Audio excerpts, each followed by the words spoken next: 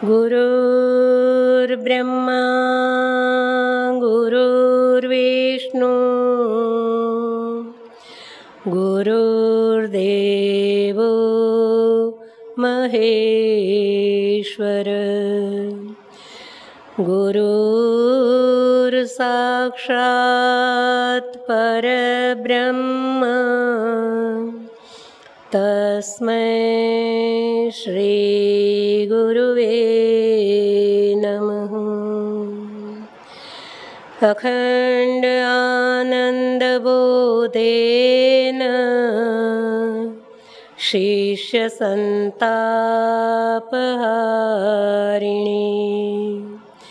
परमानंदरूपाय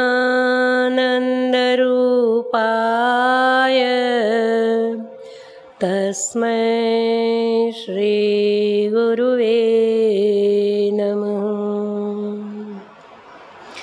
वंदां गुरुपदकंज कृपा सिंधु नररूप हरि महामोहतम पुंज जासु वचन रविकर निकर। श्री सद्गुरुदेव भगवान की जय। जय भगवान सद्गुरु महिमा। हमारे सद्गुरुदेव, उनका परिचय, सद्गुरुदेव भगवान का परिचय देना मेरे लिए तो बिल्कुल असंभवित है। फिर भी देखिए, रवि की दीपकर लीन ने दीप लेकर कहीं सूर्य नारायण भगवान के दर्शन करा सकता है कोई? कौन नहीं जानता सद्गुरुदेव भगवान को। हाँ, वे ज़्यादा प्रचार करने में मानते नहीं थे, प्रसिद्धि से दूर रहते थे। कभी नेत्र यज्ञ आदि कार्यक्रम में भी कोई कहते पेपर में जाहिरात कर दें, बोले नहीं, ढोंढो मत करो, काम करो। एक बार बम्बई जब हम रहते थे, 50-51 की साल है करीब, 1950-51, तो पिताजी ने बताया कि दिनकर भाई पंड्या, अपने गुरु भाई, वो गोरेगांव दीन दोषी में रहते थे। उन्होंने सब गुरु भाई बहनों से अपनी अपनी अनुभूति की मांग की, कुछ सब एकत्रित किया, सबके अनुभव। फिर गुरुदेव के पास जाके प्रार्थना की, गुरुदेव हम आपकी जीवनी लिखना चाहते हैं। बोले क्यों? बोले कितने लोग पढ़कर आपका परिचय प्राप्त कर पाएंगे। तो जीवनी लिखने के लिए आपकी जन्म तारीख, आपका गांव, आपके माता पिता का नाम, ये सब जरूरी है। गुरुदेव ने कहा, दिनकर देखो, सच लिखेंगे दुनिया मानेगी नहीं, झूठ लिखना हमारा काम नहीं है, छोड़ो ये सब। तब सद्गुरुदेव ने ऐसे जवाब देके उस बात को टाल दिया था। श्री सद्गुरुदेव भगवान के श्रीमुख से उनका जन्म स्थान, उनकी जाति, उनके माता पिता, ये सब मैंने उनके श्रीमुख से कभी नहीं सुना है। हो सकता है कि जब चर्चा चली हो तब मैं नहीं हूँ हाजिर, लेकिन कुछ गुरु भाई बहनों के जो किताबें छपी हैं उसमें पढ़कर जो मुझे मालूम हुआ वो मैं आपके सामने रखती हूँ। जिनके रही भावना जैसी, प्रभु मूर्ति देखी तिन तैसी। जब हम अवतारी महापुरुष कहते हैं, जब स्वयं राम रूप मानते हैं, कृपा सिंधु नर रूप हरि मानते हैं, गुरु साक्षात पर ब्रह्म मानते हैं, मानव संत अनंत समाना मानते हैं, तो फिर साधु रूप में एक तो कहावत और बात भी ठीक है, जाति न पूछिए साधु की, पूछ लीजिए ज्ञान, मोल करो तलवार का, पड़ी रहन दो म्यान। साधु का कुल और नदी का मूल कभी कोई उसकी थाह नहीं पा सकता। फिर भी जिसने भी प्रश्न किए होंगे उसके भावानुकूल किसको किस हिसाब से किस संदर्भ में सद्गुरुदेव भगवान बात करते हैं वो तो वो ही जाने, अपनी समझ से बाहर है। हरि अवतार हे तुझे होई, इदमित्थम कही जाय न सोई। सद्गुरुदेव राम तर्क बुद्धिमन बानी, ऐसे ही संत तर्क बुद्धिमन बानी। मत हमार अस सुनहु सयाने। ये सयाने भाई बहन, मेरे अल्प बुद्धि के अनुसार, मेरे मतानुसार उनकी था पाना। तदपि संत मुनि वेद पुराणा, जस कछु कहीं स्वमति अनुमाना। तस्मै सुमुखी सुनावो तो ही, समुझ परे जस कारण मोही। फिर भी जो गुरु भाई बहनों से सुना, किताबों में छपा हुआ पढ़ा, वो मैं आपके सामने रखने जा रही हूँ। बाकी मेरी व्यक्तिगत भावना अलग है और जिसकी जैसी भावना उसके साथ सद्गुरुदेव भगवान वैसे प्रकट भी हुए हैं। भगवान श्री राम जी का अवतार, कृष्ण जी का अवतार, तब भी कुछ लोग ही ब्रह्म भाव से उनको समझ पाए थे, वरना दशरथ नंदन राम, यशोदा नंदलाल का नंद बाबा का बेटा कृष्ण, ऐसे ही सब परिचय प्राप्त करते थे। ऐसे सद्गुरुदेव भगवान भी अपने निज स्वरूप सो जाने जे ही देहु जनाई, जानत तुम्हें हो जाए। कौन समझ सकता उनको? हमारी तो कोई योग्यता नहीं है उनको पाने की, समझने की। फिर भी सद्गुरुदेव भगवान का परिचय, सुनी हुई बात, पढ़ी हुई बात आपके सामने रखने जा रही हूँ। बुंदेलखंड स्टेट, उसमें यवतमाल जिला, वायफल गांव, महाराष्ट्रियन शरीर, कुलकर्णी परिवार। बचपन में बाल्य अवस्था में रामराव नाम रहा और वायफल गांव उनकी प्रागट्य भूमि रही, ऐसा मैंने पढ़ा है। कुछ गुरु भाई बहन वहाँ जाके भी आए, मैं भी गई थी वायफल। लेकिन कल हमने देखा कि कबीर अकबर उनके पास आता था, अकबर से वो मिले हुए हैं। फिर हमने देखा 1960 में गलताजी में सद्गुरुदेव भगवान ने मौन अवस्था में लिख के दिया, मुझे यहाँ 1536 में दिव्य दर्शन हुआ था। कल हमने ज्ञानेश्वर जी का प्रसंग भी थोड़ा लिया। ज्ञानेश्वर जी का जीवन मेरे सामने बीता हुआ है। अब ये सब इतिहास हम देखें तो 550-600 साल पहले की बातें हम इतिहास के अनुकूल समझ पाते हैं। अब 550-600 साल पहले के कौन व्यक्ति वहाँ वायफल में जिंदा होगा, क्यों होगा? मेरे ख्याल से तो कोई भी वहाँ तलाश करने गए, किसी को कोई प्रमाण नहीं मिला है। और यदि प्रमाण मिला हो और मुझे नहीं मालूम हो, ये भी हो सकता है। लेकिन किताबों में ये भी बातें लिखी गई, छपी गई है कि गुरु एक देशीय नहीं होते हैं, गुरु व्यापक तत्व है, वो सब जगह है। और कितने ही प्रपन्न जनों को सद्गुरुदेव भगवान ने श्रीमुख से कहा है, मैं सदैव तुम्हारे साथ हूँ। अब ये कोई साधारण व्यक्ति तो कह नहीं सकता। तो सद्गुरुदेव भगवान का लौकिक परिचय वे वो अब चित्रकूट में अनसुया जी के जंगल में सालों पहले विराजमान थे, लेकिन वास्तविक कौन सी साल में आ गए और यहाँ बस गए, ये तो किसी को नहीं मालूम है। श्री कुमुद बहन की पुस्तिकाओं में लिखा है, उन्होंने प्रश्न किए थे। कोटि देवांगना में सद्गुरुदेव भगवान बहुत साल पहले विराजमान थे, बाद में अनसुया जी पधारे। उनकी प्रधान साधना, सद्गुरुदेव भगवान कहते मैं वैसे वैरागी साधु हूँ, मेरे इष्ट देव भगवान श्री राम है, प्रधान उपासना श्री हनुमान जी महाराज जी की रही।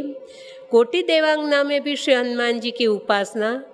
तब उनके प्रश्न पूछे हुए जवाब में गुरुदेव ने कहा, ऐसी गुफाओं में मेरे 150 साल बीते हुए हैं। अब 150 साल कोटि देवांगना में बीते हैं, तो उसके बाद श्री अनसुया जी में पधारे। ये अपने सब बुद्धि और पार हैं, हम समझ नहीं पाते हैं। लेकिन वास्तविक तो किसी को नहीं खबर है कि कहाँ से प्रकट हुए, क्या हुआ। आगे का इतिहास लिखी हुई बात ये बताते हैं कि सद्गुरुदेव भगवान बाल्य अवस्था में 10 साल की उम्र में उनके पिताजी ग्वालियर स्टेट के राज पुरोहित जी रहे और उनको कोई निर्दोष को कुछ सजा करते हुए कोमल स्वभाव सहन नहीं कर पाए और घर छोड़ के निकल गए। हो सकता है मुझे कुछ बातें कम याद रही हो, इधर उधर हो जाए, क्षमा करिएगा, लेकिन जितना मुझे याद है पढ़ी हुई बातें। निकल गए, घूमते रहे, कहीं न कहीं साधु संतों से मिले, सेवाओं में लग गए, लेकिन घूमते घूमते छोटी अवस्था नागा संप्रदाय के साधुओं में वो फंस गए। वहाँ उनकी शक्ति से अधिक काम उनसे लिया जाता था, बहुत ही उनको थकान हो जाती थी, बहुत ही फंस गए थे वहाँ पर। जयपुर से आगरा रोड पर करीब 30 किलोमीटर दूर दौसा गांव, वहाँ पर नागा संप्रदाय के झुंड में सद्गुरुदेव भगवान रहे। श्री पतित पावन जी भगवान, बालकृष्ण दास जी महाराज, पयाहरी बाबा जी जो गलता जी विराजमान, और असल कहते हैं वो कुल्लू की गुफा में रहते हैं, वहाँ विराजमान है। लेकिन सद्गुरुदेव भगवान के श्रीमुख से मैंने सुना है कि मैं कहीं भी रहूं, लेकिन नित्य सुबह 3 बजे गलता जी अवश्य जाता हूं। अब बिनु पद चले सुने बिनु काना, कहीं भी हो और रोज़ सुबह 3 बजे गलता जी तो इसी तरह पहुंच जाते होंगे ना। उनकी शक्ति का कौन नाप निकाल सकता। वो ही श्री पतित पावन जी भगवान की करुणा, दौसा में उनको दर्शन हुए और बोले यहाँ से छुटकारा पाने के लिए मेरे पीछे पीछे चलो। बोले मुझे पकड़ लेंगे तो? बोले नहीं देख पाएंगे, तुम निडर होके मेरे पीछे चले चलो। पतित पावन जी भगवान ने नागा संप्रदाय के चंगुल में से सद्गुरुदेव भगवान को छुड़ा लिए। ये लिखी हुई बात सब किताब की मैं आपके सामने रख रही हूँ। और गलता जी में उनकी सेवा में सद्गुरुदेव भगवान विराजे। सद्गुरुदेव भगवान के श्रीमुख से मैंने ये बात अवश्य सुनी है कि मैं यहाँ पर श्री चरणों की सेवा में कामधेनु भी घुमाता था साधु संतों की सेवा के लिए, और चक्की भी मैंने पीसी हुई है यहाँ पर गलता जी में। ये तो मैंने भी देखा है कि कायम एक शेर आता है, आज भी आता है। आज भी हर गुरुवार वगैरह, कभी छोटे भाई, अब तो मैं जयपुर नहीं रह पाती हूँ, जब मैं रहती थी तो हर गुरुवार को मैं और पिताजी दर्शन को जाते थे। अब भाई भी गुरुवार को जाते हैं तो बोले कि एक बार तो मैं भी आधे चढ़ाई चढ़ गया और गुरकने की आवाज़ आई, तब नीचे से साधु महात्मा ने आवाज़ लगाई, भैया वापस लौट जाओ, अभी अभी ऊपर हो गया हुआ है। तो वहाँ पर वो बसते हैं कायम उनकी। और वैसे श्री पतित पावन जी भगवान का इतिहास भी बहुत ही अलग है। उनकी परीक्षा करने के लिए नाथ संप्रदाय के साधु महात्मा बाघ का रूप धारण करके उनको खाने के लिए वहाँ गए थे, तो आज भी बाघ वहाँ आता है। एक बार सद्गुरुदेव भगवान ने दिवाली अन्नकूट गलता जी में मनाया था, करीब 66 की साल है, 1966 की साल। तब रात को 3 बजे सद्गुरुदेव भगवान के कमरे में विश्राम वो कर रहे थे, मैं पास में बैठी हुई थी। तब अचानक नींद में बोल गए, देखो कोई आया। अब कमरे में मैंने चारों ओर देखा, कोई नहीं है। और गुरुदेव का जो कमरा, वहाँ ऐसे जाली बनी हुई दीवार में, और वहाँ जाली के बाहर एक बहुत बड़ा पेड़ था, तो बंदरों के 3 बजे रात को बोलने की आवाज़ आ रही थी।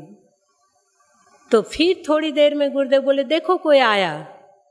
फिर मैंने इधर उधर देखा, मैंने कहा कुछ बोलूँगी और विश्राम में विक्षेप होगा, कोई नहीं था। तीसरी बार बोले कोई आया, और फिर उठ गए, स्नान आदि किया और मेरे को बोले कि जाओ ऊपर दर्शन करके आओ। सुबह 4 बजे का समय था, अंधेरा था ऊपर जाने का, लेकिन सद्गुरुदेव भगवान की आदेश से कोई डर जैसी बात नहीं थी। हाथ में टॉर्च लेकर गई तो ऊपर चढ़ने के पूरे रास्ते पे खून खून टपका हुआ था। गुफा तक देखा, थोड़ा थोड़ा खून टपका हुआ था, लेकिन फिर ऊपर गई तो कोई नहीं था। प्रणाम करके लौट आई। मेरे को बोले क्या देख के आई? मैं बोली भगवान वहाँ तो खून की धारा टपकती हुई ऊपर तक देखी मैंने। बोले इसीलिए तो मैं बोल रहा था कोई आया। बोले वो आया था वाघ, किसी पशु को उठा के लेके चला गया उस समय। अब तो वो दीवार बंद कर दिए, वरना गुफा से एक दरवाजा था पीछे की ओर पहाड़ में जाने का, फिर वहाँ से निकल गया होगा वो।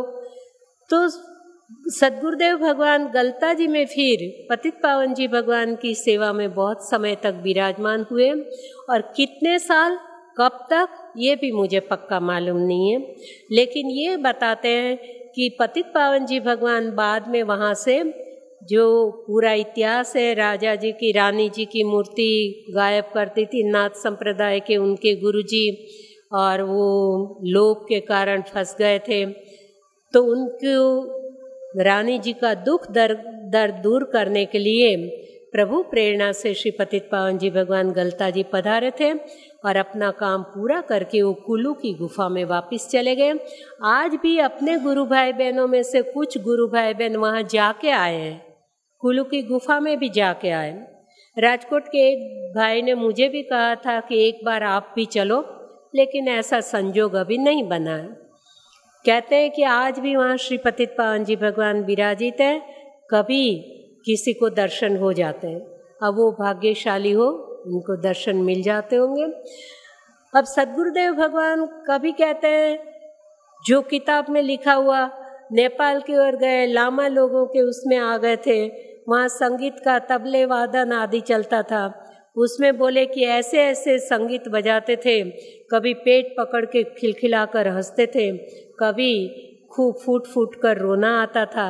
ऐसी सब विद्या सब सद्गुरुदेव भगवान को पतित पावन जी भगवान बोले इसमें फंसना नहीं, वहाँ से निकाल लिए। बहुत साल पहले की ये भी बात सुनने को मिलती है कि सद्गुरुदेव भगवान जंगल में कहीं एक पेड़ के नीचे लेटे हुए थे और कोई तांत्रिक विद्या वाले सद्गुरुदेव भगवान के चरणों के अंगूठे में काला धागा बांध गए थे। तब श्री पतित पावन जी भगवान ने उनको जगाए, जागो, सोए रहे हो, तुम्हारे पैर में जो काला धागा बांधा हुआ जल्दी से खोल दो, और जैसे ही बोले पास में जो पशु बंधा उसको बांध दो। गुरुदेव जागे, चरणों में काला धागा बंधा हुआ था, खोलकर पास में एक पाड़ा बांधा हुआ था, उसकी पूंछ में वो बांध दिया, और थोड़ी देर के बाद वो पाड़ा चीख करके वो गिर के उनकी मृत्यु हो गई। ऐसी ऐसी घटनाएं जो किताबों में मैंने पढ़ी है वो आपके सामने रखती हूँ। ये बातें मैंने सद्गुरुदेव भगवान के श्रीमुख से नहीं सुनी है। एक बार जंगल में कहीं कड़ाके की सर्दी और गुरुदेव विराजमान, वहाँ पर एक धोबन का पास में घर था, कमरा था, पास में बाहर छोटा वरांडा था।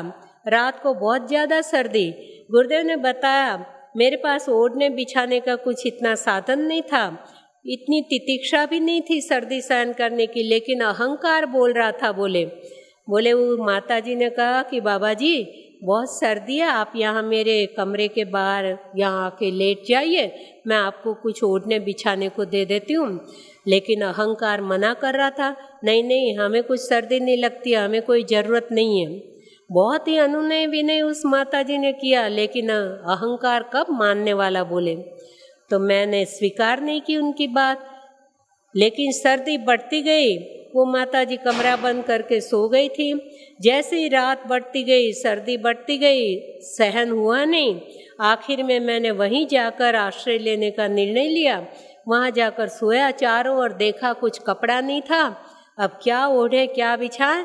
वो माता जी का घाघरा बोले सूख रहा था, वो फिर आखिर में पहन लिया, वही बिछ गया, वही थोड़ा उठा लिया, पैर सिकुड़ के उसी में मैं पड़े रहा। और बोले जब माता जी सुबह जल्दी जागी, उसने कहा अरे बाबा जी ये क्या किया आपने?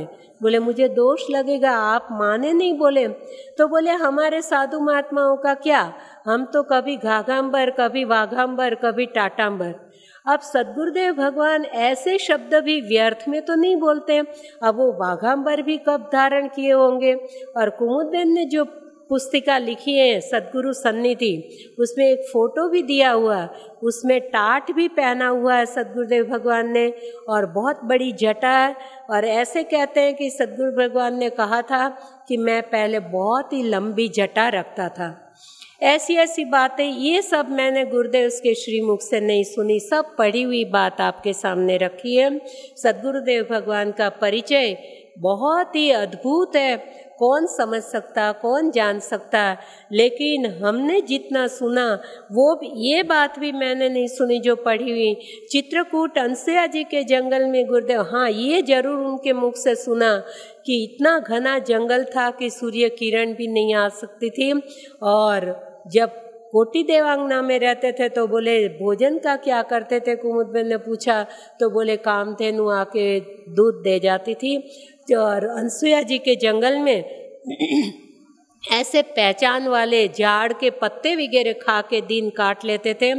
और वहाँ से रोज रात को 3 बजे अनसुया जी से कामतगिरी परिक्रमा में आते थे। तब गुरुदेव के साथ साथ एक बाघ चलते हुए साथ में आता था। और अनसुया जी जाते हुए आज भी जूरी नदी, वो जूरी नदी के तट पर एक कुटिया आज भी बनी हुई है। पहले तो वो कच्ची कुटिया थी और वहाँ पर एक आम का पेड़ लगा हुआ है। कहते हैं सद्गुरुदेव भगवान ने अपने हाथ से वो पेड़ लगाया था। बहुत साल तक वहाँ भी विराजमान हुए। और मंगल सिंह नाम का कोई डाकू बहुत ही सबको परेशान करके लूट धूट के लाके और गुरुदेव के आश्रय लेने लगा, वहाँ सब सामान रखने लगा। सद्गुरुदेव भगवान ने सोचा कि इसका बैर करना भी ठीक नहीं है और इसको आश्रय देना भी ठीक नहीं है, अब यहाँ से निकल जाना चाहिए। तब सद्गुरुदेव भगवान जो रोज परिक्रमा जाते थे तो जानकी कुंड अपने बड़ी गुफा में जो बोधराम दास जी महाराज जी करके विराजमान थे, वो भी कामतगिरी परिक्रमा में रोज जाते, उनसे मिलन उनका होता रहता। कुछ समय के बाद उनका शरीर अस्वस्थ हुआ। तब उन्होंने अनुनय विनय किया गुरुदेव से कि अब मेरा शरीर ज़्यादा टिकेगा नहीं और यहाँ कुछ मूर्तियाँ नित्य प्रसाद पाती हैं, तो मेरी इच्छा है कि आप इस स्थान को स्वीकार करें, इनका कारोबार संभालें। सद्गुरुदेव भगवान कभी भी आश्रम बनाने में नहीं मानते थे। कई बार उनके श्रीमुख से मैंने सुना है कि सांप और साधु कभी घर नहीं बनाते, वो जहाँ भी खाली जगह वो वहाँ रह लेते हैं। लेकिन बोधराम दास जी की बहुत ही प्रार्थना और उनका आग्रह, तो महंत के पद में तो उन्होंने स्वीकार नहीं किया, लेकिन बोले मैं सेवा कर दूंगा, मेरे से बन पाएगी उतना। तो खुद अपने कंधे पे, पहले तो आपने भी देखा है बड़ी बड़ी सीढ़ियाँ थी, अब सब रिनोवेशन हो गया है, तो इतनी ऊंची सीढ़ियाँ। और हो सकता है कि सद्गुरुदेव भगवान के उस जमाने में सीढ़ियाँ भी ना हो, ऐसे ही पहाड़ उतर के मंदाकिनी जी तट पर जाना होता होगा। तो वो गंगा जी भर के और ऊपर तक लाते, संत रसोई में सबको भोजन कराते, गांव गांव में घूमते थे बोरा लेके, जो भी अनाज अपने को मिलता वो कंधे पे उठाकर और यहाँ जानकी कुंड गुरुदेव पहुँचाते रहे। ऐसे संतों की सेवा खुद ने की है, इतना कष्ट उठाकर। आज तो तब वो ज़माना अलग था और थोड़ा थोड़ा लाके भी थोड़ी मूर्तियाँ रहती उनको भी खिलाते थे। और आज तो आप जानते हैं कोई कमी नहीं है, उन्हीं की कृपा है। ना तब बिजली थी, ना तब कुछ पानी की सुविधा थी। इतना कष्ट उठा के सेवा करते करते तब उनके भविष्यवाणी कि एक समय ऐसा आएगा कि चित्रकूट के पत्ते पत्ते पे दीपक जलेगा। तब कौन समझ पाता था कि ये सुंदर राम राज्य की स्थापना यहाँ हो जाएगी। आज उन्हीं की कृपा से आज हम सब अनुभव कर रहे हैं। मेरे भाई बहन, संतों की सेवा में अपना जीवन, जैसे भगवान श्री राम जी की प्रागट्य विप्रधेनु सुर संतहित लिन्न मनुज अवतार, तो उन्होंने ब्राह्मणों को जहाँ भी देखे, आप ब्राह्मणों को बहुत ही आदर करते, खूब प्रेम भाव से भोजन कराते। समय समय पर जो आप्तजन उन लोगों से भी ऐसी उनकी पूजा सेवा भोजन का कार्यक्रम करते हैं। और यही बड़ा प्रमाण है कि 1950 में यहाँ पर संस्कृत विद्यालय की स्थापना की और ब्राह्मण बच्चों के लिए उसके प्रथम विद्यार्थी श्री हरिचंद दास जी महाराज जी रहे, जो आज उनकी उम्र करीब 97 साल है। तो ये भी प्रमाण है। श्री हरिचंद दास जी महाराज जी भी कहते हैं ब्राह्मण का ही शरीर है। तो ऐसे ब्राह्मणों के प्रति भी प्रेम, संतों की सेवा भी, तो विप्रधेनु सुर संतहित, गायों की सेवा। तब अपने जानकी कुंड पे एक गैया थी, ज़्यादा गैया नहीं थी। जब कुछ साल पहले 63 या 64 में अधिक मास था तो अचानक मैं चित्रकूट आ गई थी। 1 महीने के उपवास थे, दूध केला पे रहती थी। तो यहाँ दूध भी मिलना संभव नहीं था, केले भी मिलना संभव नहीं था, क्योंकि एक ही गैया ठाकुर जी को भोग लगता दूध का। और एक पयाहरी बाबा जी भी यहाँ भजन करते थे, उनको दूध पहुँचाया जाता था। तो मेरे से कहा गया बहन आपको यहाँ दूध नहीं मिलेगा, केले भी मिलने मुश्किल है। मैंने कहा कोई बात नहीं, कुछ और रास्ता निकाल लेंगे। मंदाकिनी के तट के सामने किनारे जो अपनी बगिया है वहाँ बहुत ही टमाटर होते थे। तो रोज़ वो टमाटर खाकर मैंने 1 महीना निकाल लिया था। तो कहने का मतलब कि तब इतनी गैया नहीं थी। लेकिन 66 की साल में मुंगेर में जब गौ सेवा के लिए कुछ आयोजन किया और गुरुदेव को निमंत्रित किए, उनको बुलाया, तब गुरुदेव ने गौ सेवा के हेतु अपना भाव व्यक्त किया था कि जो भी अपने आप को हिंदू कहलाता है उन सबका कर्तव्य है कि अपने हो सके तो एक एक घर में गैया का पालन करना चाहिए। और गैया दूध दे न दे, उनकी अंतिम समय तक उसको अपने यहीं से कफन उठा के निकालना चाहिए, तब तक सेवा करनी चाहिए। एक एक हिंदू जाग जाएगा, गैया बचेगी ही नहीं तो कत्ल खाने क्या जाएगा। यदि आप लोगों के पास सुविधा नहीं है तो गांव में 2-4 व्यक्ति मिलके गैया को पालन करो। ये भी संभवित नहीं है, जगह नहीं है, नहीं कर पाते हो, जहाँ गौशाला चलती है वहाँ अपना योगदान देना चाहिए। तो गायों की सेवा में भी है और देवताओं की सेवा में श्री हनुमान जी महाराज जी, और देवता चित्तन धरें हनुमत से ही सर्व सुख करें। तो उनके जीवन में श्री हनुमान जी की उपासना तो प्रधान रही। कोटि देवांगना जी हनुमान जी, कामतगिरी में श्री हनुमान जी प्रागण्य, यहाँ जानकी कुंड में श्री हनुमान जी महाराज जी विराज रहे हैं। बजरंगगढ़, गुना से अनंतपुर जाते बीच में आरोन के पास बजरंगगढ़ है, वहाँ भी सदगुरुदेव भगवान द्वारा श्री हनुमान जी की स्थापना की हुई है। उज्जैन उज्जड़ खेड़ा हनुमान जी, वहाँ भी सदगुरुदेव भगवान ने हनुमान जी की साधना की हुई है। तो देवों की सेवा, देवों की पूजा, राम उपासना, तो राम भक्त, राम नाम की महिमा, राम नाम धून, ये तो सब गुरुदेव तो जो भगवान श्री राम जी का प्रागट्य हेतु असुर मारी था पै सुरन राख निज सुति सेतु, यही सदगुरुदेव का भी प्लान रहा। आसुरी वृत्तियों का विनाश, आसुरी वृत्तियों को नेत्र यज्ञ तो किया, लेकिन भीतर का अंधापन, कहीं लोगों का वो भीतर का अंधापन ऑपरेशन ज्ञान यज्ञ करके वो भी दूर किया।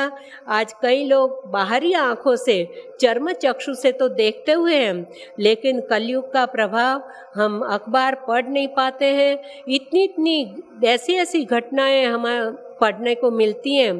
कोई मोहांध है, कोई क्रोधांध है, कोई कामांध है। ये भीतरी अंधापन वो भी एक तरह का नेत्र यज्ञ। तो सदगुरुदेव भगवान ये नेत्र यज्ञ भी कराते थे और वो नेत्र यज्ञ भी कितने लोगों की भीतरी आंखें खोल दी। आज सदगुरुदेव भगवान हमें न मिलते तो हम में परोपकार की भावनाएं कहाँ से आती, हमारे में दया, करुणा, नीति, न्याय, परायणता, ये सब हम में सद्गुण कहाँ से आए। वो सदगुरुदेव भगवान की कृपा है।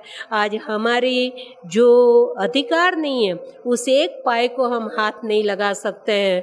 कोई भी पराई स्त्री को अपने गुरु भाई बहन बुरी दृष्टि से नहीं देख पाते हैं। ऐसे सब देवी संपदा के लक्षण, ऐसे सब सद्गुण कितने गुरु भाई बहनों को कहाँ से कहाँ गुरुदेव ने पहुँचा दिए। तो ये भी बहुत बड़ा यज्ञ है। ऐसे भी नेत्र यज्ञ किए। हम तो गिने चुने गुरु भाई अभी देखते हैं, लेकिन ऐसे ऐसे हैं कि हम पहचानते भी नहीं है। सद्गुरुदेव भगवान ने एक बार मुझसे कहा था कि तुम्हें मालूम नहीं है, अभी मेरे पीछे पीछे सब घूमते हो, जो वास्तविकता लेने का है वो पकड़ते नहीं हो, बाह्यता में मत पड़ो, मुझे इतने में ही मत समझो। बोले अब कौन कह सकता है मुझे इतने में ही मत समझो, साधना करो। बोले मेरे ऐसे ऐसे भी शिष्य हैं कि एक बार मंत्र लेकर चले गए, फिर कहीं देखते भी नहीं है और साधना में लग गए। तो ऐसे अनेक जीवात्माओं पर कृपा किए जो हम नहीं जानते हैं, हम नहीं समझते हैं। अब जो इतने सालों की उम्र, अभी कल तो हमने देखा भाई अकबर मिला, ये मिले ज्ञानेश्वर जी, लेकिन आगे कभी कभी साथ में रह के हम भ्रमित हो जाते हैं कि क्या सद्गुरुदेव भगवान झूठ बोलते हैं या ऐसी कैसी लीला कर रहे हैं। क्यों कि देखी देखी आचरण तुम्हारा, होत मोह मम हृदय अपारा। वशिष्ठ जी जैसे भगवान श्री राम जी की दिव्य लीला में मोहित हो जाए तो हम तो साधारण जीव हैं। ऐसे संत सद्गुरुदेव भगवान की ऐसी ऐसी लीला।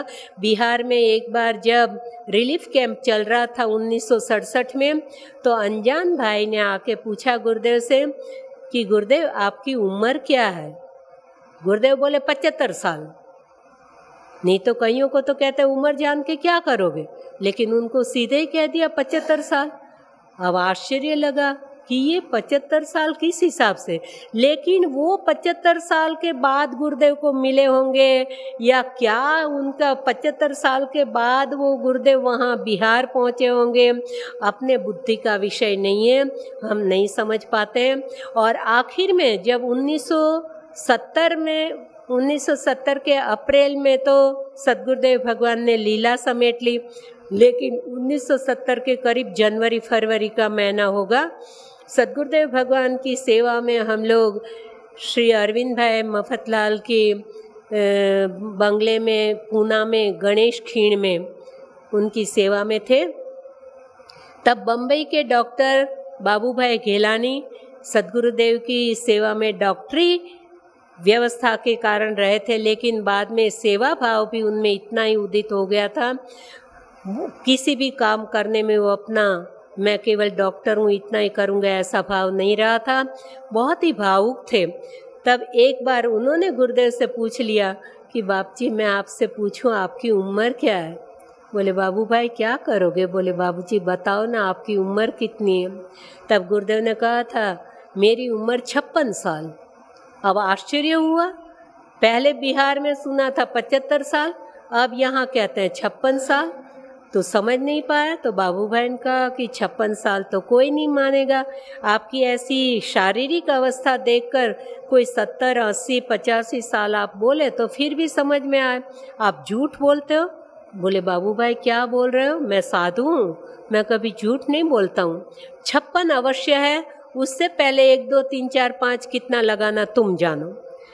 इस बात के आधारित कोई 400 साल की उम्र मान रहे हैं गुरुदेव की, कोई 500 साल की मान रहे हैं, लेकिन उनकी कौन पार पा सकता है। अब सद्गुरुदेव भगवान का ऐसा परिचय मेरे समझ में तो कुछ नहीं आता है, मेरी शक्ति से बाहर है। जो लोग जानना चाहें कि गुरुदेव का परिचय क्या, गुरुदेव हमारे सबके गुरुदेव हैं, जो भी शरण में आ गए हैं, उन जो भी प्रपन्न है, अरे जिन्होंने आज दर्शन नहीं किए हैं, जब वो सगुण स्वरूप के, उनको भी कई बार स्वप्न में किसी को दर्शन देते हैं, अनुभूति कराते हैं, वो भी उन्हीं की प्रपन्न हैं, उनका भी इतना ध्यान रखते हैं, उन पर भी करुणा बरसाते हैं। गुरुदेव कहते हैं मैं सबका हूँ, मैं किसी का नहीं हूँ, सब मेरे हैं। अब जो गिने चुने शरण में पास में रहते थे, सेवा करते थे, एक ग्रुप बना हुआ गुरु भाई बहनों का, लेकिन उनमें दया, करुणा, उदारता, खिलाना पिलाना उनका प्रधान ये शस्त्र रहा। कि स्वाहा आहा एक है सुनो मानी विश्वास, स्वाहा से हरि तोषिए आहा से हरिदास। बोले तुम यज्ञ करो स्वाहा स्वाहा और किसी के पेट में जठराग्नि जल रहा है उनको भोजन कराओ और वो संतुष्ट होके कहे आहा मजा आ गया, बहुत संतोष हुआ। बोले अन्नदान तृप्ति दान है, अन्नदान प्राण दान है, अन्नदान के बराबर कुछ भी नहीं है। ना जाने क्यों मुझे खाने से अधिक आनंद खिलाने में आता है। ब्राह्मण भोजन, संतों का भोजन भंडारा, दीन दुखी गरीबों को, असहाय के सहायक सबको भोजन कराना उनका प्रधान ये कार्यक्षेत्र रहा। कहीं भी जाते जो भी उनके पास जब सुविधा हो वो किसी को खिलाए बिना नहीं रहते थे। यहाँ चित्रकूट में मैंने खुद ने देखा हुआ है, जब श्री रामनवमी पर 9 दिन के बोले चकाचक लगाओ संतों के लिए, रोज नई नई चीज़ें, कभी दही बड़ा, कभी बालूशाही, कभी गुलाब जामुन, कभी खीर मालपुआ का भोजन, रोज नई नई चीज़ें बनवा के अपने हाथ से दौड़ दौड़ के परोसते। लड्डू इतने बनवाते और गुड़ के मालपुआ इतने बड़े बड़े अपनी कलाई पे रहते थे। अभी जो रिनोवेशन से पहले तो आप सब जानकार हैं, गुरुदेव श्री रघुवीर मंदिर के पास की जगह खुली थी, वहाँ पर ऊपर छांव नहीं थी, वहाँ सारी जगह संत रसोई भी ऐसे खुली जगह, बंदरों का इतना त्रास था तो सब वहाँ पे पंगत लग जाती। गुरुदेव इस हाथ पे रख के रामनवमी के वो धरती तपी हुई गरम गरम खुले पाँव से दौड़ दौड़ के इतने परोसते थे, इतने भाव से जिमाते। और कोई साधु संत महात्मा 2 पत्तल लेकर मालपुआ 1 पत्तल के नीचे रख देते थे, शाम को भी कभी भोजन को काम आएगा।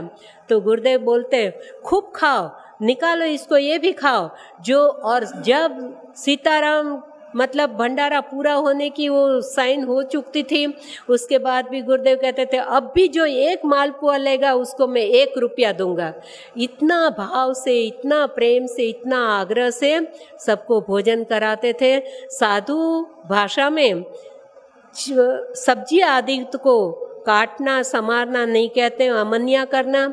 गेहूँ साफ करे तो गेहूँ अमन्या करना, तब वो सब शब्द तो हमने गुरुदेव के पास ही सुने हैं, वरना ये शब्द हमको नहीं मालूम होते। खीर को तस्मै कहते थे और मालपुआ को काली रोटी सफ़ेद दाल का भोजन होगा आज, लगाओ सब आनंद करो। ऐसे ऐसे भाव से सबको जिमाते थे। सद्गुरुदेव भगवान का संत प्रेम तो अटूट रहा। यदि संत भाव न होता, संत के प्रति प्रेम न होता तो सद्गुरुदेव भगवान खुद कंधे पर बोरे उठाकर लाकर उनकी सेवा न करते। सद्गुरुदेव भगवान उन्हीं के लिए ये संस्था चला रहे थे, लेकिन उन्होंने कभी भी महंत पद स्वीकार नहीं किया। अलग अलग साधु संतों को इसकी जिम्मेदारी सौंप के खुद कायम अपने भ्रमणशील रहे। उनका जीवन कायम भ्रमणशील, एक जगह रहे नहीं हो, और गादीपति वो ना खुद बने और ना गादीपति किसी को बनाना चाहते थे। इसलिए अपनी परंपरा में भी उन्होंने जब लीला समेटी तो कोई साधु को गादीपति नहीं बनाए कि भाई जानकी कुंड के कोई गादीपति साधु है, उन्होंने ट्रस्ट बना दिया। संसारी लोगों को उनके कल्याण हेतु जिसके पास जो शक्ति है उसका सदुपयोग करें। इसलिए धन वाले को धन का सहयोग करो, तन से श्रमदान करो, मन से गुरुदेव को भगवान को प्रार्थना करो, सर्वे सुखिना संतु। बिहार में जब इतना बड़ा राहत कार्य चल रहा था तो राजकोट एक वृद्ध दादा, आर्थिक परिस्थिति बहुत साधारण थी तो बहुत दुखी हो गए।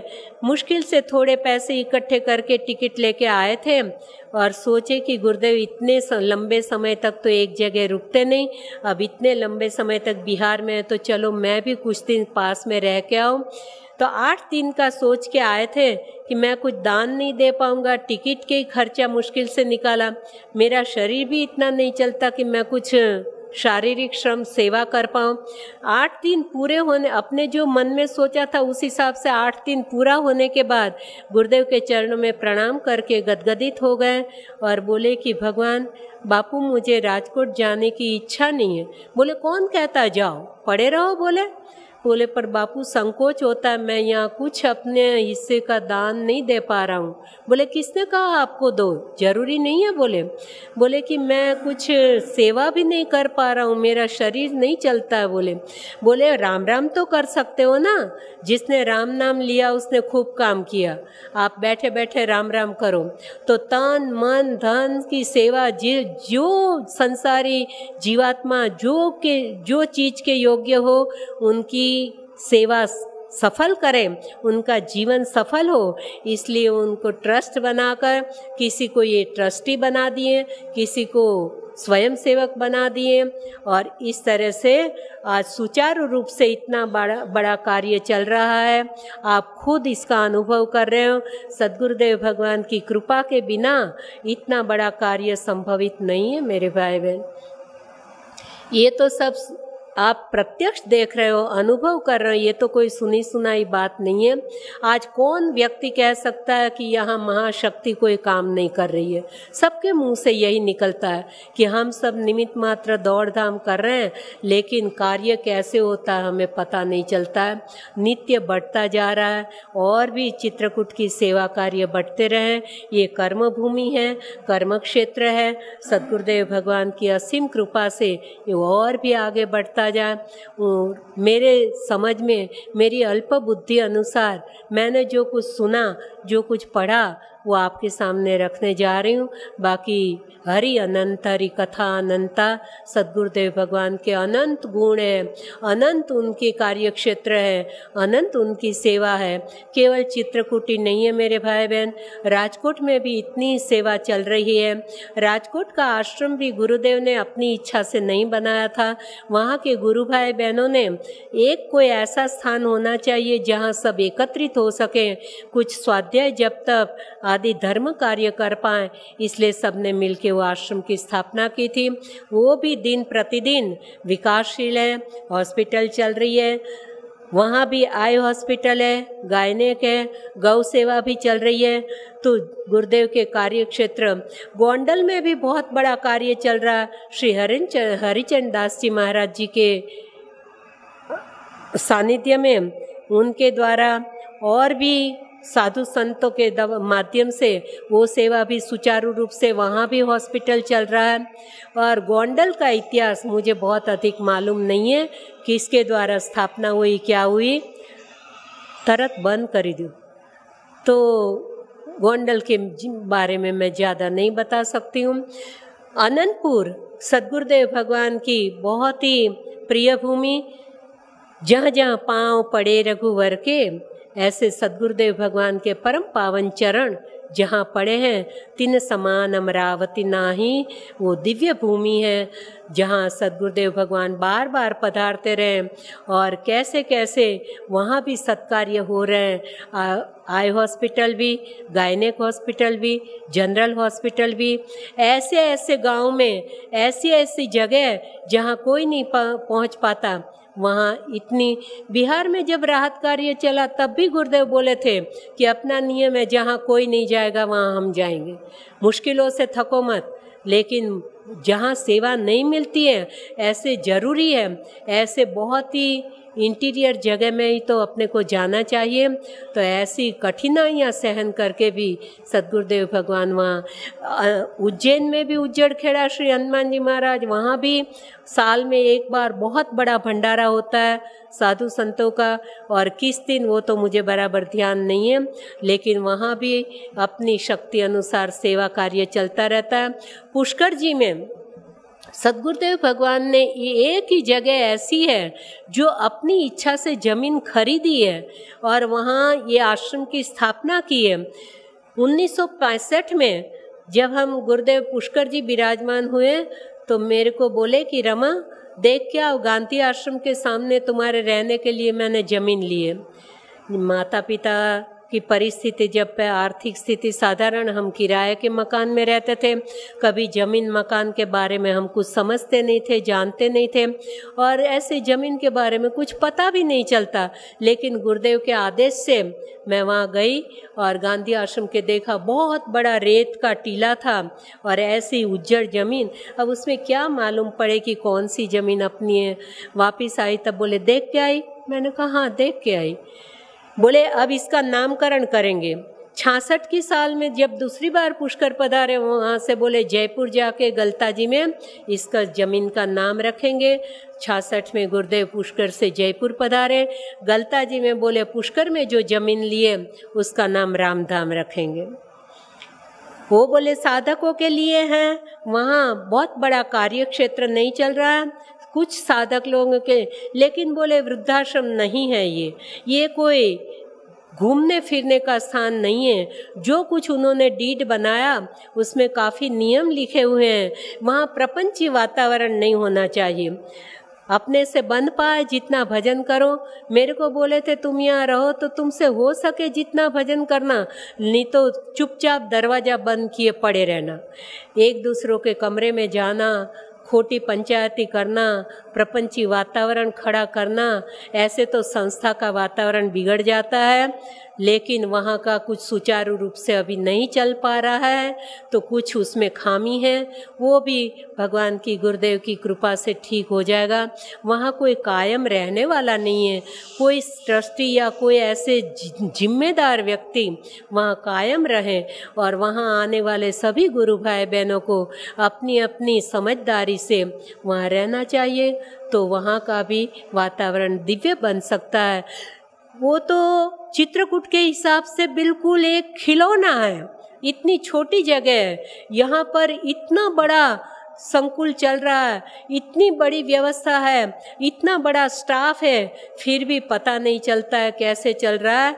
इसी तरह का वातावरण पुष्कर में भी बन जाए, ऐसा हम चाहते हैं। वो भी गुरुदेव की, उन्होंने यही ज़मीन पसंद की और अंतिम संस्कार सद्गुरुदेव भगवान का समाधि मंदिर, उन्होंने वहीं अपना देह विलय किया। ये भी परम पावन भूमि है पुष्कर की। तो अनंतपुर, चित्रकूट, पुष्कर, उज्जैन, उज्जड़खेड़ा, गोंडल, जामनगर सद्गुरुदेव भगवान 2 साल काष्ठमोहन में विराजमान हुए, वहाँ की परम पावन भूमि। इंदौर, जहाँ गुरुदेव का मंदिर, वहाँ भी विराजमान, वहाँ भी गंगा जी प्रकट किए। ऐसे गुरुदेव ने कहाँ कहाँ सत्कार्य नहीं किए, कहाँ कहाँ सबके कल्याण हेतु अपने भाव ज्योत नहीं जगाई। हम कितना कहें, कहाँ तक कहें, तो जितना मैं समझ पाई हूँ, जितना मेरे ध्यान में है, मेरी अल्प बुद्धि अनुसार मैंने आपके सामने ये सब रखने का प्रयास किया है। गायों के लिए, ब्राह्मण के लिए, संतों के लिए, देवी देवताओं की पूजाओं के लिए सद्गुरुदेव भगवान का ये अवतार है। वो साक्षात परमात्मा है, साक्षात भगवान है। हम भगवान भगवान उनको केवल संबोधन करें तो क्या उनका नाम भगवान है? नहीं, वो वास्तविक वो अवतार हैं। हम उनको समझ ना पाए। तब तब प्रभुधरि विविध शरीरा, हरई कृपा निधि सज्जन पीरा। कभी धनुषधारी, कभी मुरलीधारी, कभी त्रिशूलधारी, कभी कमंडलधारी, ना जाने किस स्वरूप में सद्गुरुदेव भगवान के रूप में हमें साक्षात परमात्मा का दर्शन हुआ है। पुरुषोत्तम भाई डोडिया राजकोट के, उन्होंने बताया था कि उनको गुरुदेव का पत्र आया, तो एक पत्र में उनको साइन करिए द्वारकेश। उनके कृष्ण भगवान में श्रद्धा रही होगी, तो ये भी श्रद्धा का विषय है, तो उनको द्वारकेश साइन किए।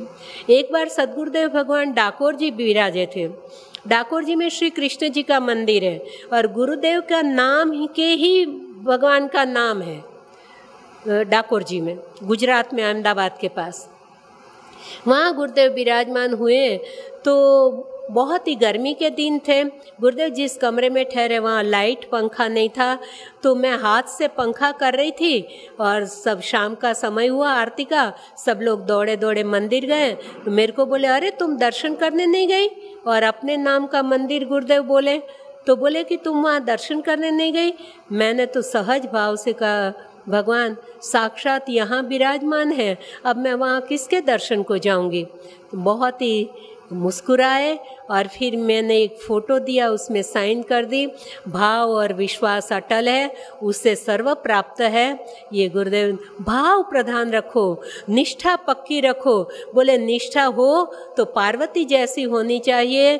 जन्म कोटि लगी रगर हमारी, बरो शंभुनत रहो कुमारी। तजो न नारद कर उपदेशु, आप कहीं सतबार महेशु। तो बोले ऐसी निष्ठा होनी चाहिए, जो भाव रखोगे वही भाव से आपको दर्शन मिलेंगे। सद्गुरुदेव भगवान अपने गुरुदेव हैं।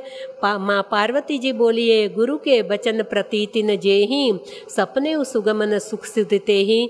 हमें सद्गुरुदेव भगवान के वचन में विश्वास रखना चाहिए। जिसको जिस प्रकार से कहा गया सब ठीक है अपने अपने स्थान पे, उसी हिसाब से, उसी भाव से, जिसके मन में जो भाव है सब बच सकते हैं। वो सबके लिए सहज है, सबके भावानुकूल उनको दर्शन भी मिलते हैं। श्रद्धा हो तो सब कुछ प्राप्त हो सकता है। तो भाई बहन, आज का प्रसंग यहाँ विराम करती हूँ।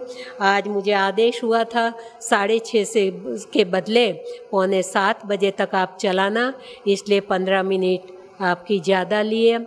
और कल फिर जो सद्गुरुदेव भगवान प्रेरणा करेंगे, राजकीय क्षेत्र में सद्गुरुदेव भगवान के कैसे विचार, देश के प्रति कैसा प्यार, और एक प्रसंग अभी लंबा था ले नहीं पाई, कैसे भोजन कराते थे सद्गुरुदेव भगवान। 65 पाकिस्तान युद्ध हुआ, तब चारों ओर बॉर्डर की रक्षा बंधन हेतु पधारे थे। उसमें राजस्थान के बॉर्डर वहाँ पर रक्षा हेतु पधारे, तब जयपुर होके गए। तो मेरे को बुलाया था बीकानेर से 26 माइल दूर श्री कोलायत जगह है। श्री कोलायत से 14 किलोमीटर दूर पाकिस्तान की बॉर्डर है। वहाँ मैं गई थी और वहाँ किस तरह से भोजन कराया, किस भाव से, वो प्रसंग को मैं कल हो सका तो ले लूँगी। जो भी याद आएगा सद्गुरुदेव प्रेरणा करेंगे वैसे आपके सामने एकदम सही ढंग से रखने का फिर भी जीव हूँ। काफ़ी गलतियाँ हो सकती हैं। मैं कोई विद्वान नहीं हूँ, मैं पंडित नहीं हूँ, मैं कुछ ज़्यादा जानती नहीं हूँ, लेकिन जितना सुना, जितना देखा, जितना स्वयं अनुभव किया, आपके सामने रखने का प्रयास करूँगी। सबको जय भगवान, जय सिया राम।